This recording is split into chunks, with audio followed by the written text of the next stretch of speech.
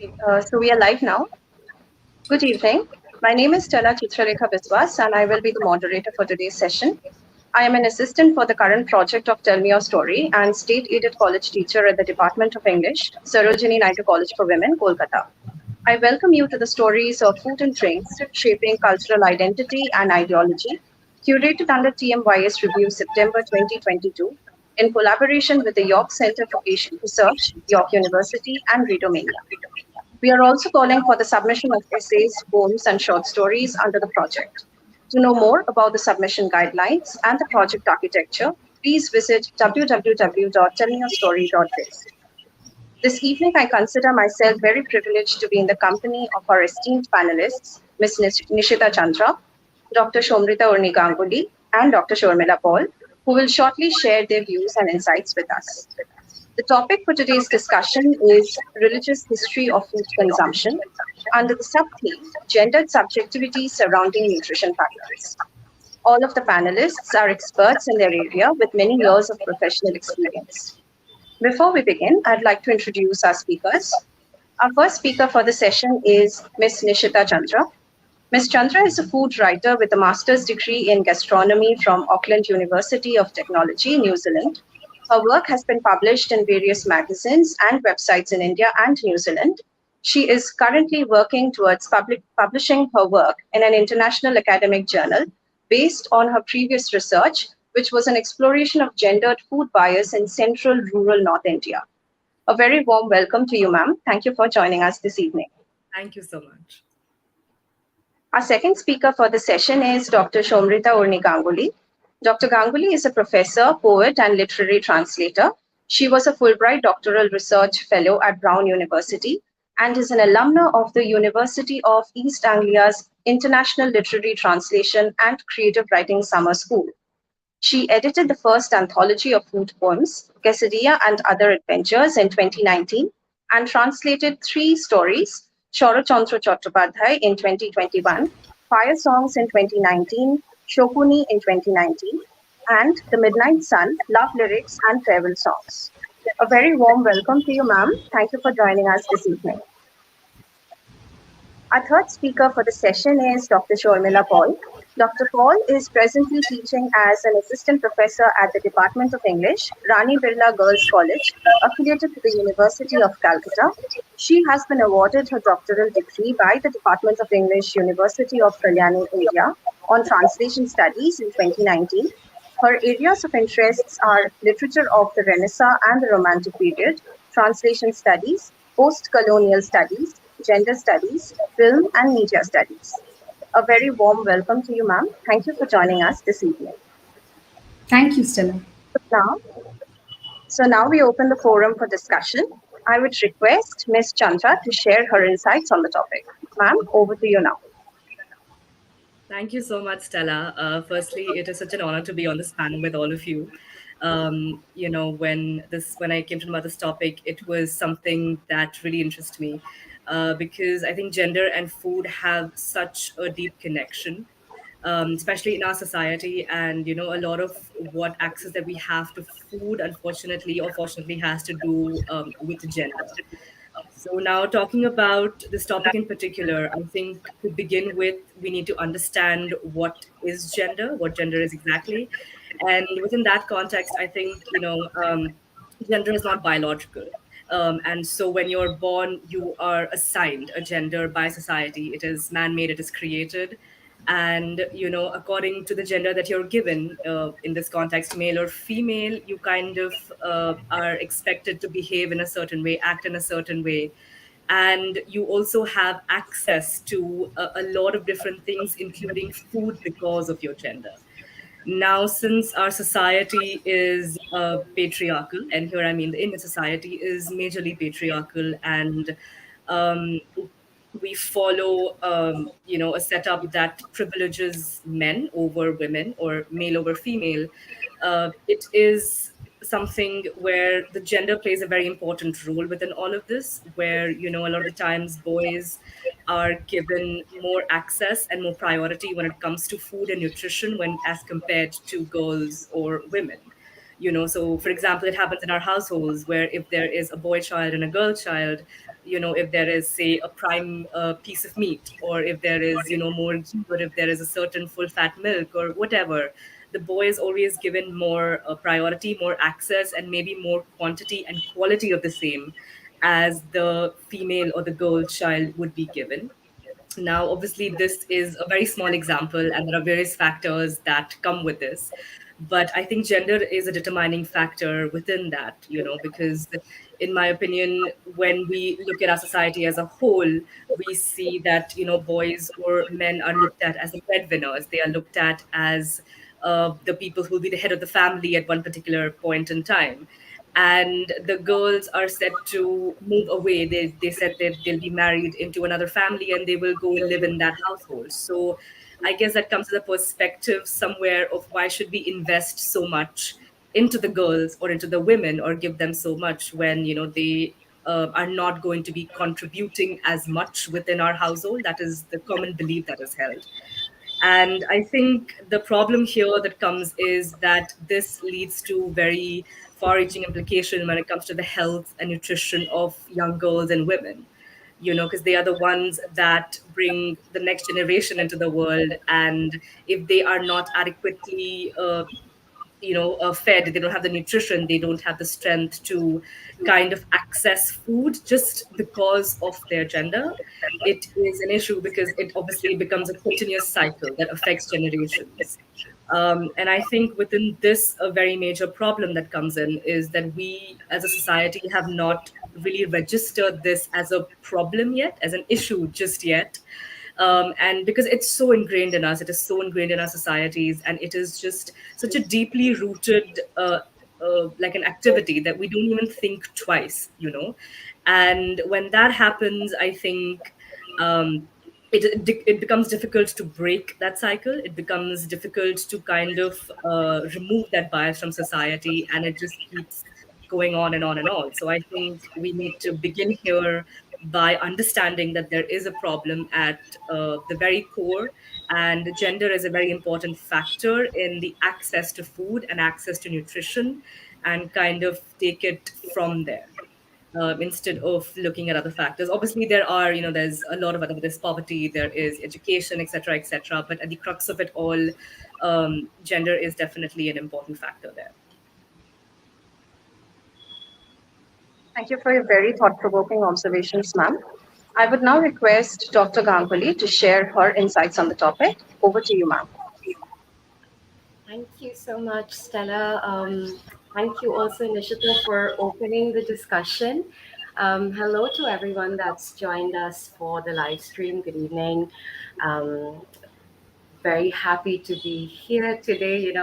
Thank you for having me over, Coral. Always feels like home doing, um, anything with and for TMYS. Also, thank you for organizing this.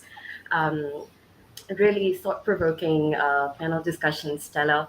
Um, I'm really glad Nishita, began with that very basic definition of what gender is, because it is so important for us to understand that it is a construct. It is not something that we are born with.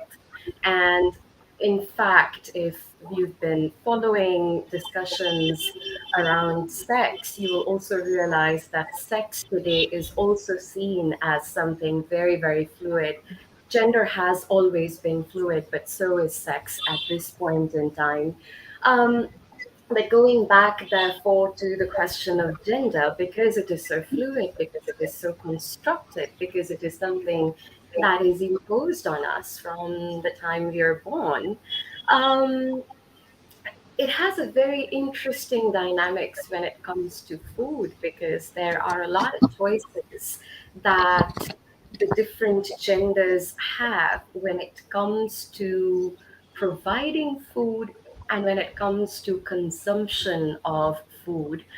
Um, but this discussion that we're having today, it has to do with gender, it has to do with food, it also has to do with religion. As Nishta was saying earlier, that there are several axes that come into focus when we're talking about food and food fascism in particular. So I thought of sharing a story with you. It's something that I've carried with me. It's a story that I've shared with some people before. There's a cliche about the city where I was born and where I'm currently speaking from, Calcutta.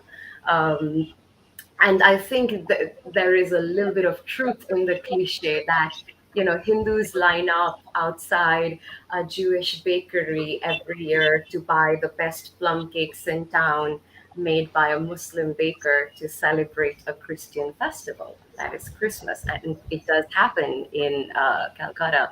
And I honestly don't know how Christmas came to be associated with cakes, but my dad, who's also a bit of a skeptic like me, used to say when we were growing up, he used to say, when it's someone's birthday, let's eat a cake. Let's not politicize it. And so we ate cakes for Christmas, and we distributed cakes, a few pounds to our neighbors, a few pounds to our helping hands, a few pounds to our various sanitation staff. Now, this is a few years ago in the month of June, when my mum saw one of the sanitation workers picking out a half-eaten cake from our neighbor's waste bin. And she asked this man, "What are you doing? That's a stale cake." And, he said very nonchalantly, "No, it's quite all right. I'll take it home for my daughter." And then for us, obviously, that came as a bit of a shock. And my mom's, got like a pound of cake for this man the next day. And this time it was his turn to be a little shocked. And he said, "What is this for?" And my mother was she wasn't really anticipating the question because she thought he would know. She wasn't expecting a conversation around it. So she told him in the middle of summer in June this month that we're celebrating Christ's birthday. She said, "যিশুর জন্মদিন তো December মাসে, কিন্তু আমরা প্রতি মাসে ওনার জন্মদিন উপলক্ষে আমরা প্রতি মাসে একদিন করে ওনার নামে কেক কেক খাই, তাই এটা তোমার মেয়ের জন্য নিয়ে যায়." To just sort of roughly translate, she said something like, Christ was born in December, but we celebrate his birth sort of once every month. So, here's a cake for your daughter, take it home.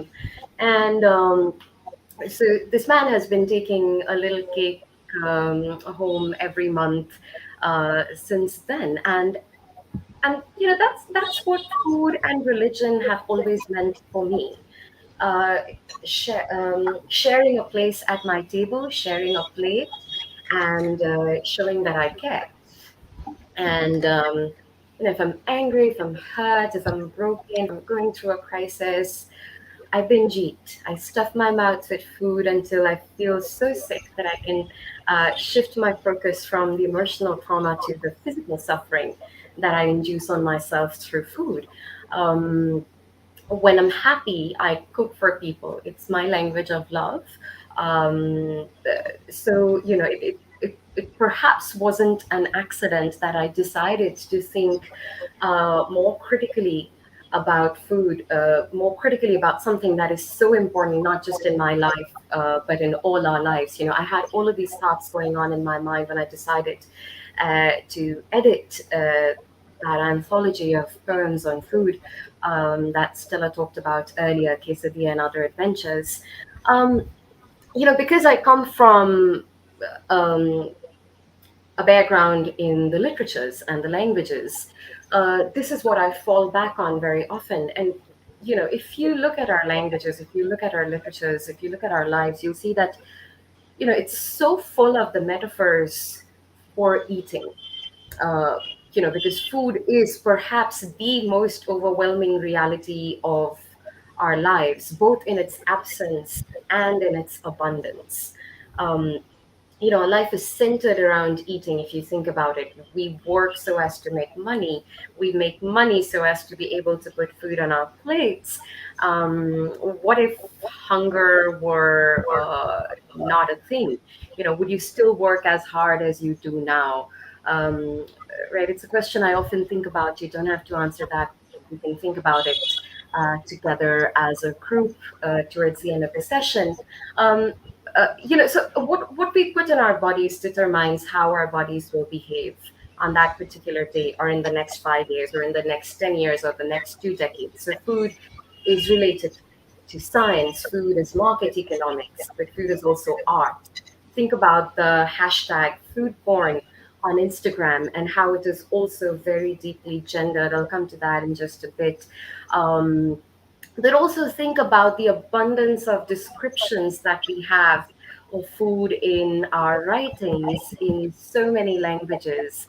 Um, you know, for because I'm thinking of a sort of common platform here, and English is the common platform. I'm thinking of certain works in English. So Enid Blyton describing these picnics and breakfasts and British high tea ceremonies. I'm thinking of Harry Potter and all the descriptions of food. I'm thinking of ancient Indian and Greek epics and all of these long passages that are devoted to coming together and eating. And then, um, think about the most important work of literature the world over, the Bible.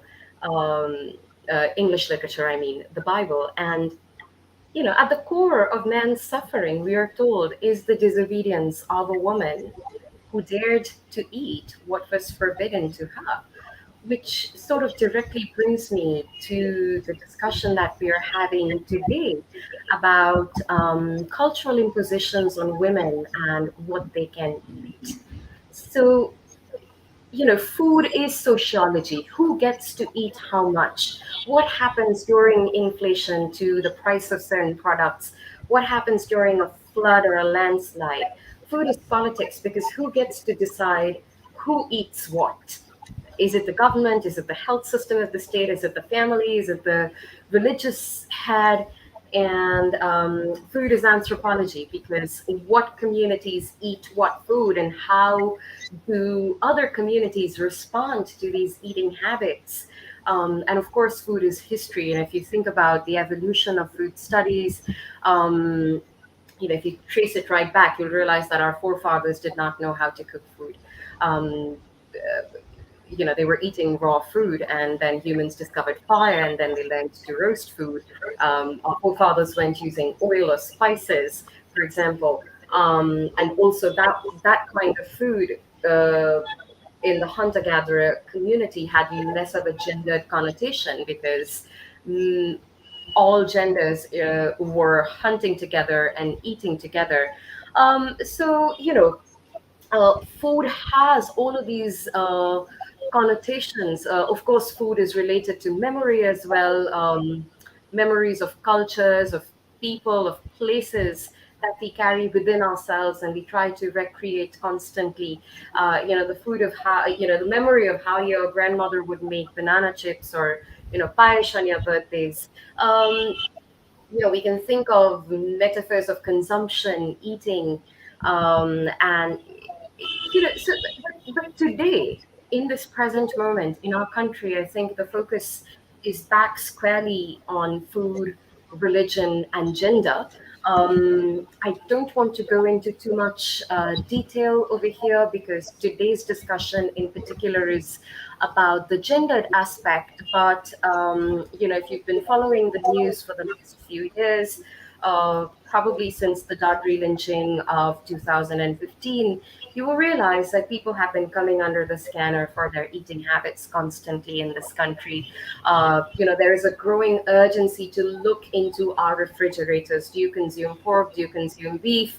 And then, the xenophobia is extended beyond religious identities to ethnicities. How on earth do you, eat fried silkworms? Or are you hiding dog meat in your fridge? And of course, with the current pandemic, this is sort of so topical, because they say that uh, the origin of this pandemic was from a wet market in Wuhan. So, there's been sort of like a lot of conversation around what certain communities have been eating in these Asian countries. So it seems to me like we're creating a legacy of intolerance based on eating habits of certain communities, and that food for a very long time now has transcended its sort of, uh, its simple gastronomic purpose. Um, but food fascism is not just associated with religion. Today, I think it has manifested itself around the globe in another sort of very, very interesting neoliberal way. This kind of fascism now revolves around the axis of fitness, wellness, fashion, and animal welfare. So, the sociocultural role of food is constantly gaining precedence over its nutritional elementary role. And, in all of these aspects, we see that a particular gender seems to get doubly marginalized because of these, or through these different modes in which food fascism seems to operate, whether that's through religious institutions or whether, it's through this neoliberal insistence on looking fit. Um, you know, um, I'm thinking at this point in time, it's sort of like the conversation that we had before this discussion with Stella, um, about how religion impacts gendered eating, and how certain religions prohibit certain women from eating certain types of food. In that context, I'm also thinking of these notions, these ideas that we have of purity and impurity. Of course, these are ideas that are steeped in class and caste and religious connotations. But then there are also, these notions of purity and impurity are also imposed on women. For example, if you look at, the traditional household and all these various places to which a menstruating woman did not have access to, or a pregnant woman did not have access to. So, what is our idea of bodily discharge, especially women's bodily discharge, and how do we associate it with notions of purity and impurity? What do we see as pure? What do we see as impure? And therefore, what do we reject? Right. So, on the one hand, you see that there's sort of this state sponsored vigilance on food choices. And on the other, there's sort of this gendered, religious, cultural, institutionalized monitoring on what people are eating, especially what women are eating. So, Nishita has touched on this somewhat. When she was speaking earlier, traditionally, these are just some questions to throw out. Obviously, patterns are changing, societal structure is changing, but we are still largely living in a setup that privileges a particular gender over other genders. So, just some questions for us to think about. Who is the person cooking at home? Who is the one serving others and waiting until everyone has finished eating to consume her meal? Who is the one that needs to come back from work and think of making chai and dinner? It doesn't matter how long the day has been. Who is the cook versus who is the chef, right? Because one is seen as a given, almost as if it were a gendered role, unpaid, unsung, unhonored labor, whereas the other term, the chef, is associated with paid labor. It's fancy, it's expensive. I've often wondered if this chef goes back home and also cooks for his family, which is unpaid labor. Think of who is fasting on Karva Chauth, or who is fasting on Akadoshi, or who is the one from whom meat is forbidden, or fish is forbidden, or certain other food items are forbidden when the spouse dies. Who is the one that is taunted if seen eating alone at restaurants in India? Or who is the one being harassed for being of a certain body shape and a certain body size, and then being seen eating. I'm thinking at this point in time, just very quickly, because it's sort of like one of my favorite examples to talk about when we discuss food. This is from Margaret Mitchell's Gone with the Wind. This is towards the beginning of the novel, where we see this young girl, Scarlett. She's probably 17 or 18, and she has very infamously an 18-inch waist. And we see her nanny, she's fixing the corset, and simultaneously she's giving Scarlett something to eat. And Scarlett says, "But I'm going to a party, there'll be food over there."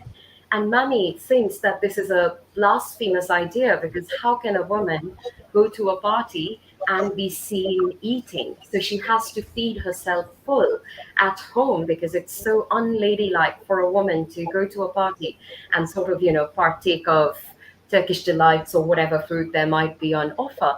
Because, women need to behave in a certain way in public. She cannot say she's hungry. She needs to necessarily eat a small portion. Also, obviously, the gender role that we've been talking about, if her roti is not round enough, it is a shame on her upbringing.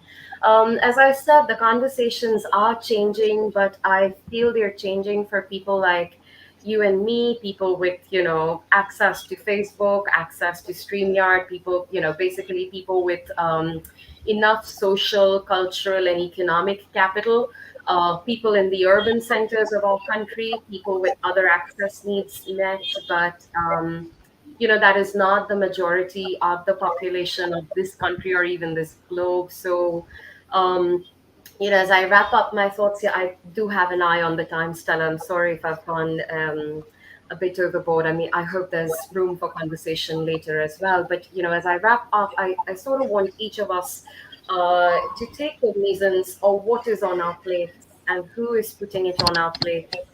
And, if we have not had to think about food critically so far in our lives, it's probably because we come from a place of privilege, wherein we can choose to remain ignorant of such politics, because they do not affect our meals and our lives.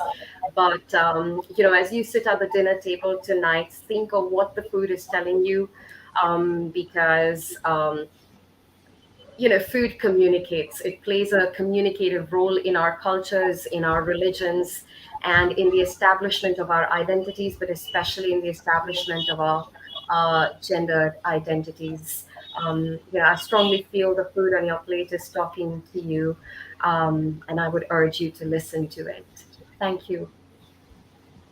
That was a very enriching and interesting talk. Thank you so much, ma'am. I would now request Dr. Paul to share her insights on the topic. Over to you, ma'am. Thank you, Stella. A warm good evening to you and my other co panelists.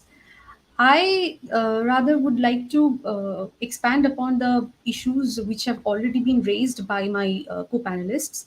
So, I'll begin with the idea that food choice is a complex human behavior, and it is not solely based on people's biological needs, but also on psychological and emotional needs. It is not always determined by hunger or our preference for a certain food favorite to us, rather sometimes by the social norms and beliefs. In fact, our dietary culture is the result of different geographical and climatic conditions. Besides the social, national, and historical aspects. So, food culture, we can say, can be defined as the eating habits of individuals as a collective context, in a collective context. Hence, our food choices get influenced by ethos, cultural practices, and community norms. But most importantly, by the prevalent gender norms. So, consequentially, gender biasedness and inequality are both a cause and result of unjust access to food. The inequality of food consumption reveals that only a small portion of Indians are eating anything other than rice, wheat, or lentils, the staple diet for millions.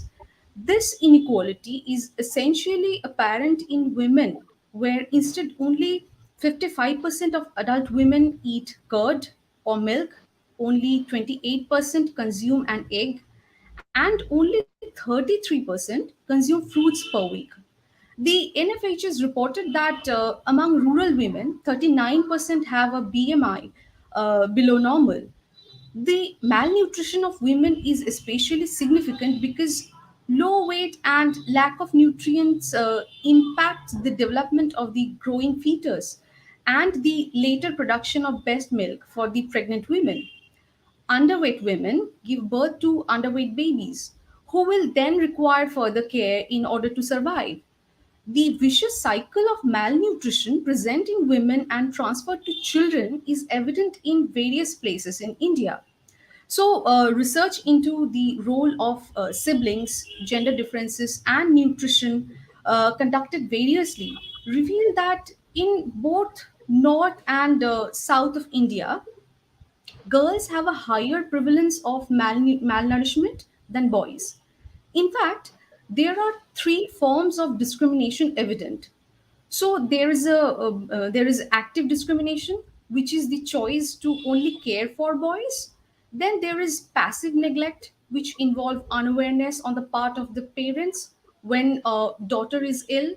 And then there is selective favoritism, which is governed by the decisions of resource constrained families. For a daughter with multiple surviving sisters is two-thirds more likely to become severely stunted than a son born into the same family situation, demonstrating very clearly a desire for one son at least. However, the likelihood that a daughter born into a home with two or more brothers will be malnourished is 25% greater than that of a son born into the same home. Furthermore, a daughter in a home with no surviving sibling will be no more malnourished than a daughter born into a home with sons. So, son preference then goes beyond desire for sons and it covers the undesirability of daughters.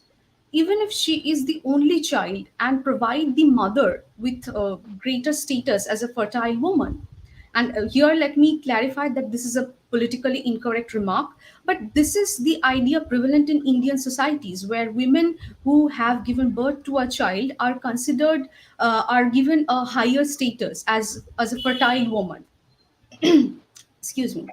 So, hence, gender inequality is one of the major contributors to malnutrition among women in India. Even where there is no overt sign of anti female bias, such as a preference for sons or for educating boys rather than girls, family arrangements can be quite unequal in terms of workload and the distribution of food. Gender identity is an important factor in determining not only differences, interests, and preferences, but in shaping relationships which are unequal. Women's lower status within family and society, and perceptions of women's labor as being of less worth leads to unequal distribution of resources within the family, including food. So, examples of social practices which demonstrate this include women being expected to eat less than men or eat leftovers after others in the family have eaten. These practices potentially leave women vulnerable to malnutrition. The diets of many households are based predominantly on cereals or grains or starchy roots and tubers, which have lower micronutrient content. The proportion of fresh fruits, vegetables, eggs, meat, poultry, fish, readily available iron, zinc, and vitamin A sources are often small because of economic and cultural constraints. A study conducted across India in 2020 revealed that cereals or grains are most consumed in Indian households. So, when considering other nutritional food groups constituted by vitamin rich fruits and vegetables, green leafy vegetables, beans, legumes, pulses are consumed in half of these households. Eggs, meat, and other non vegetarian items formed less prevalent items in the diet of the respondents who responded to this research. So, overall consumption of protein, vitamin, and minerals rich diets is an issue which is reflected in the poor dietary habits, especially among women. So, researchers have also shown that most women in the village consume a diet that consists of some common food like chapati, followed by potato curry, chai or tea with milk and sugar, and a dairy drink of buttermilk. So other foods are like rice, dal, and pulses, fried bread such as paratha, curd, and they're very infrequently taking fruits also. So their overall diet demonstrate a lack of diversity, with protein and other rich sources lacking, wherein the more nutritious food items are always served to the male members in the family. So if we look at it, then the occupation of the majority of families in the rural population is farming. And in the lower caste and class communities, men and women both go to the field as agriculture laborers. In the upper caste families, the women do not go to work as laborers, but at the same time, they have poor mobility and poor access to resources. So, in the rural areas, there are Anganwadis as part of a scheme offered by government support to enable women and children to gain better nutrition in India. In as early as 1975, the Indian government recognized the nutritional needs of women and children. And so the Ministry of Women and Child Development launched a scheme called Integrated Child Development Services, in short, ICDS, or popularly known as such. So, under this scheme, a community volunteer counsels the community members on the reproductive and child health issues, and provides community services related to nutrition and health. The pregnant women and nursing mothers get a take home ration for a week, once every week. However, the woman entitled to the ration in most cases distributes the food to the entire family, preferably to her husband and children, preserving probably a small share of the meal for herself. So sometimes restrictions on the mobility of pregnant women do not allow them to collect the ration themselves, and other family members not only collect it but distribute it to the entire family. Now, this leads us to the fact that the incidence of undernutrition among women in India is one of the highest in the world. And undernutrition is often considered as both an outcome and manifestation of poverty. Thus, being poor almost always means being deprived of full nutritional capabilities. However, the poor are a diverse category with different endowments, exchange entitlements, and legal rights, which vary across livelihood systems. Hence, the male female buyers in intra household resource allocation vary by region and income group, as very rightly has been pointed out by my previous speakers of in this discussion. So, therefore, we can see that the correspondence between regional patterning of undernutrition and poverty is mediated by rigid norms and discriminatory practices against women. So it is clear that the incidence of undernutrition among women from the poor and disadvantaged social groups in India remain unequally high. But there is also some agreement amongst researchers in this field that the disadvantaged groups in India do not strictly adhere to the rigid norms and practices against women.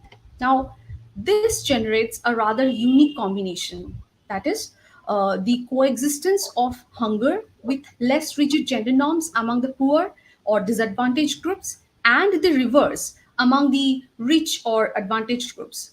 So, I would like to stop here with this ironical note on this issue.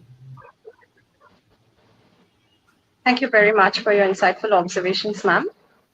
We will now move on to the question and answer session. My first question is for Ms. Chandra. Statistical surveys have reported the fact that in various places around India, There are several practices and beliefs surrounding breastfeeding by the mother.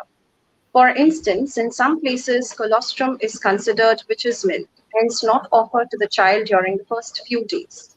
How do you look at such problematic aspects of gender within growing up patterns in traditional households? Now that you pointed out, Stella, breastfeeding comes with a whole lot of different notions, at least in this country. Most of the times when a mother is breastfeeding,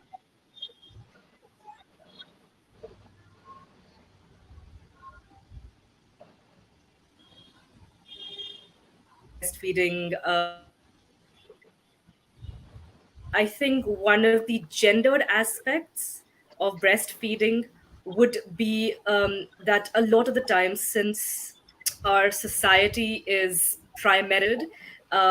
if a girl child is born in a house, okay, and if she is born in a house full of sisters, and if the mother or the parents want a boy, a male child, to continue their name, what happens is that the female child is breastfed comparatively for a shorter span of time in the hopes that the mother can conceive and can kind of take the whole have a boy child and take the name of the family ahead.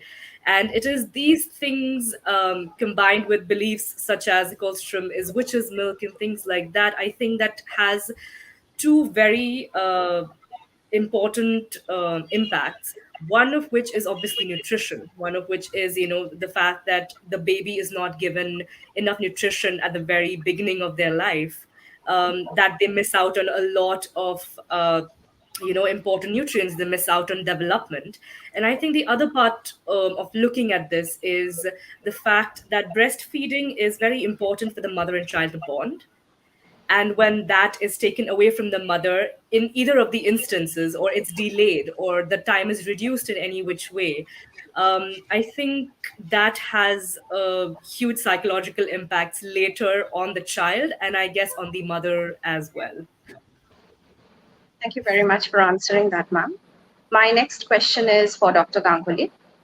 Do you think the cultural restrictions on the consumption of certain foods during the phases of pregnancy, menstruation, or even infancy within women are valid?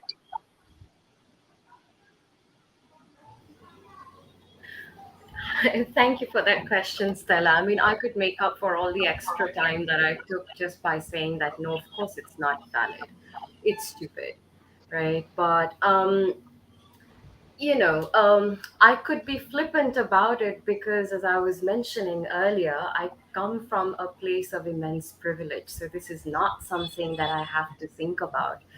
But if we sort of go into the whole network behind this kind of behavior, it's not just got to do with food. You're monitoring the woman's movements on a day to day basis. She cannot enter the kitchen. This is the provider of the house, but she cannot enter the kitchen when she's menstruating. So she's almost become a pariah. This is something that I say and sort of had lots of arguments with people about this. I feel a woman in this country, in particular, a Hindu woman, in very many ways can understand what a Dalit person goes through on an everyday basis because of the ways in which the woman becomes an untouchable on certain days of a particular month, on certain days of her life. So, yeah, so it's not just about the food, but she's lost access to the kitchen, which, if you think about it traditionally, that is the place where women were bonding. They had no other places to bond in because, the sitting room was for the babus. So they were relegated to the kitchen space, and that is being taken away from them. They can't participate in the communal bath, which was the other place for bonding for women when they are menstruating. Again, they are relegated to a particular zone. They can't eat food. On regular utensils, so to speak. There are utensils kept aside for certain days of the month. And, when I think about this now, sitting sort of like this, in this air conditioned room in 2023, I think this is so foolish because this woman will go back into the kitchen and then wash those utensils herself after 7 days. So, what sort of, pervert idea of purity is this? But it's a fact. this has been happening. And if I say it no longer happens, I'm going to be speaking from a place of privilege and ignorance, because it is still a reality in so many parts of our country. Same goes for pregnancy. And what kind of food does a woman have access to?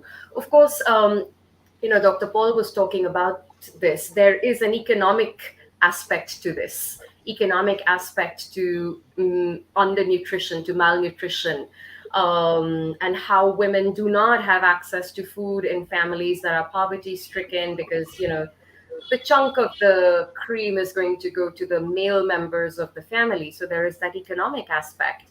But if you think about where we are today in our present moment and in our present climate, so an urban setup, fairly affluent middle class, upper class household, even there, women do not have access to certain food elements. And this has nothing to do with economics. This has to do with just her gendered identity, because of, sort of, just sort of briefly touched on this earlier during the conversation, because of this, sort of neoliberal idea of fitness versus fatness. It's a question I've often asked: who is feasting and who is fasting in the household? That tells you a lot about the gendered roles that are performed within every household, within every culture, within every society. So, yeah, I mean, obviously the imposition is stupid, but it is there. It is something that women are living with. And just to sort of put that in context, just because we as urban women are not going through maybe some of these discriminatory practices of, food choices during your menstrual cycle or food choices when you're pregnant, we're going through other discriminatory practices, in terms of other neoliberal concepts of fitness, of having to look a certain way and therefore not having access to certain kinds of food, getting laughed at if you're a woman and a particular size and you're still seen eating and laughing and sitting alone or sitting with a group of girlfriends and enjoying your meals. All of this is seen as distinctly shameful and unladylike. So, yeah, there's sort of like a deeply pervert gendered element behind how food politics work. Thank you very much for answering that, ma'am. My next question is for Dr. Paul. In her work, Words to Win, The Making of Our Jibon, a modern autobiography, Tonika Sarkar notes food signified far more than its immediate meaning. It was love, it was womanliness, it was the metaphor for family life. How do you perceive this invoked relationship between cooking and feminine goodness? Yeah, thank you, Stella, for that question. So, actually, it is very ironical that women are the producers of food in the family. They cook, they serve food, but even then, they do not have the right to equal access to food and nutrition. And they are largely deprived once in the family. But if we look at this, then in several cultures in the world, women suffer through several taboos and norms, and this is largely due to gender discrimination, which are around the consumption and access to food. So beliefs around food are sometimes so deeply ingrained in the socio-cultural practices of a community that they influence the dietary patterns of women more than any other concern. So, if we look at it, then women's life, starting from her birth through marriage, childbearing, motherhood, and finally even widowhood, as Dr. Ganguly has rightly pointed out, is governed by various taboos. As a consequence of this, women are often served with foods that have less nutritional value. And this in the context that they themselves are preparing the food. Now, if you look at India, then the practice of delayed eating and lower priority for household food for women is continuing despite age. It is clear that daughters are following their mothers, and from them they are learning not to eat and remain hungry when the food is insufficient, just as their mothers do. Since childhood, girls have observed their mothers to be eating last, and they learn this social norm. So generally in rural communities in India, mothers and their daughters, they eat last. Moreover, girls in general are taught to fast or sacrifice food from a very young age, hoping to get a good husband. Women fast, again, as Dr. Ganguly was talking about, women fast for several days each year for the health and well-beings of their husbands and children. And remember, typically and traditionally, they pray only for the sons, not for their daughters. So there are several religious rituals and customs expecting Hindu women to fast from dawn to dusk, sometimes even without a drop of water, praying for the long lives of their husbands, sons, and other male members in the family. So, in such cases, husbands are traditionally considered as quote unquote semi-gods. The male family members are entitled to the most nutritious and desired food in each family. So all these notions are very popular if we start thinking of cultural practices and religious practices. One is suddenly reminded of the tradition of performing karwa chauth, or in case of Bengal, we are reminded of popular religious practices like fasting for Shivaratri, which is something where women fast because the younger women before marriage, they fast because they want as good a husband like the Lord Shiva, and the married women, they fast because they pray for the long life and good health of their husband. So, therefore, keeping in mind that women are the producers of food, we also come across this fact that women's food intake after giving birth also giving birth to a child is influenced by whether she is delivering a son or a daughter. So all these put together also brings us to the idea that poverty has a very important role to play in this. So poverty is discriminatory, and it puts across the notions of discrimination apart from the gendered norms. So that is also there. But in most regions of our country, women usually eat after feeding the entire family. Okay, and when there's a scarcity of food, they usually eat the leftover food or disproportionately lower quality of food. And I'm constantly emphasizing on the idea of malnourishment or the importance of nutrition for women, because that is one of the biggest concerns that is prevailing in not only in India but countries of South Asia and globally at large.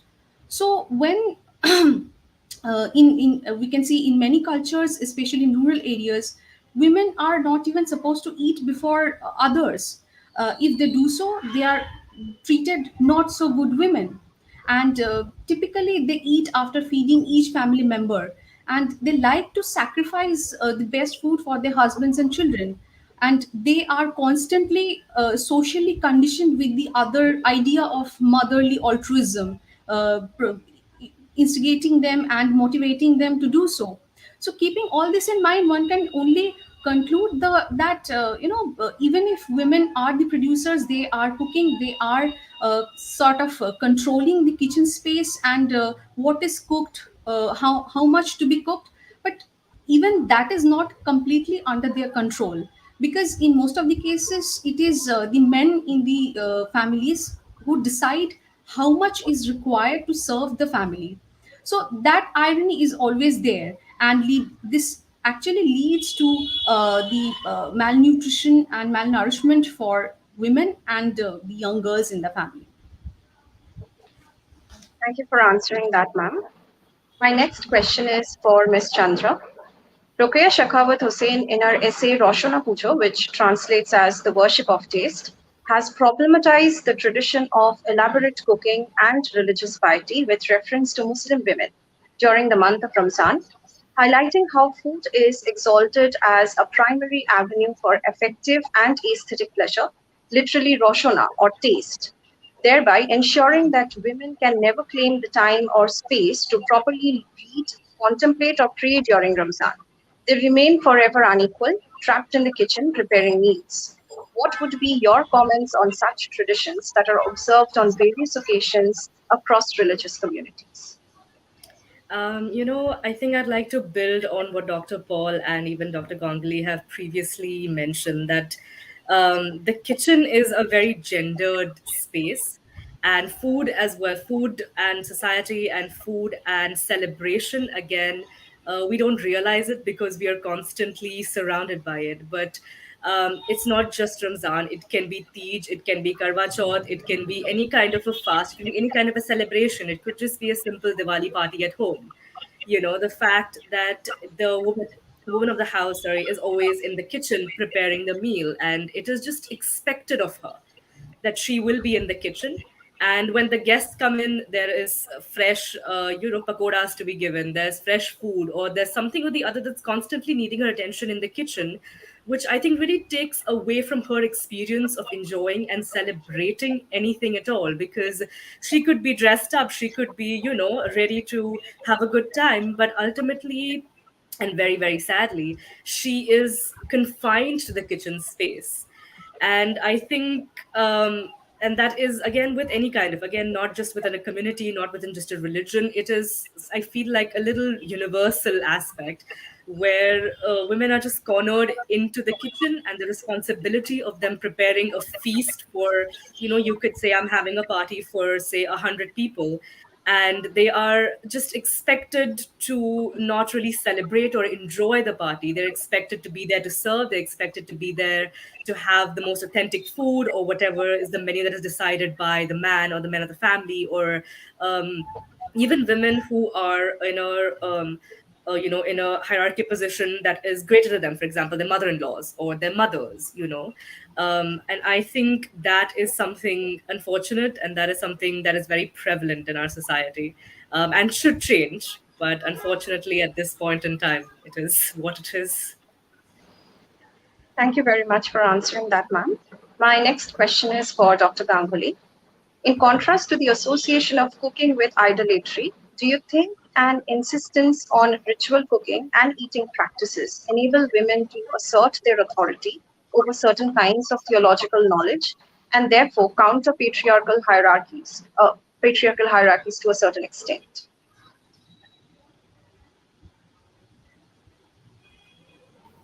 Sorry, I couldn't find my unmute button. No, absolutely. And it's not just, I think, Stella, I don't think it's only through cooking at these particular times, or ritualistic cooking, as you were talking about, but just cooking as a whole. Just think about how subversive gender roles can be if women took it on themselves to challenge some of these norms. I mean, just think about it in simplistic terms. It's something I've been wondering about for many, many years now, something that my mom put into my head and then her mother had put into her head. The men of the house do not enter the kitchen. What if the woman just chose to keep a portion of the meal for herself aside? They would probably never know. What if the woman chose to eat while they're cooking? The men would never know. What if they are so full by the time the meal is served that it doesn't matter to them that they eat last in the house? You're preparing 12 mithais. Prepare 12 mithais. The men will never know what size they are if you've made them smaller in size and eaten four before. Just think about some of these very, very small ways in which, we as women, which is why I think, and I'm talking here about women and not other genders, I'm talking about this particular gender now, and really the subversive potential that women have to challenge some of these patriarchal norms that have been imposed on us over generations. You want to eat the juiciest piece of meat, sure, I'll give you that, but I'm going to eat two other pieces before that goes to you. Because this is my space. I can do what I like with it. You cannot, because you don't even enter the kitchen. You don't know how I'm rationing my food, and I'm rationing all of this for you. So what if I start doing that for myself? And very often, I've heard this being said in sort of, less urban spaces where, when a mother starts seeing, some of these discriminatory practices that we were talking about earlier, about, if you have like a female child, how that baby gets lesser food than the male children of the family. And sometimes these are the practices that mothers will resort to. They're going to start stealing food from their own kitchen for their babies and themselves. And it's not stealing, it's self preservation. It's going back to that example of the poor boy stole a piece of bread. Was it stealing, or was he just trying to eat? So is he at fault, or is the society at fault for the child starving? So yeah, I think it's not just through, obviously, even through ritualistic cooking, because there are certain elements that only women will have knowledge of, because they would know how to prepare, let's say, the onnobhog that is offered to a certain goddess for a certain festival, because they've been the ones that have been doing it traditionally. But even outside of that ritualistic space, I think women have the explosive power and the potential to challenge patriarchal traditions. Thank you very much for answering that, ma'am. With that, we come to an end to tonight's discussion. I thank each one of you for sharing your knowledge and valuable insights with us.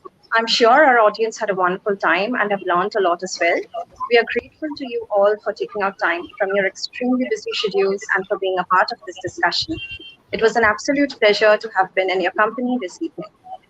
This is to remind that we are calling for submissions on food and drinks, the details of which can be viewed on www.tellmeyourstory.biz. Good night, everyone.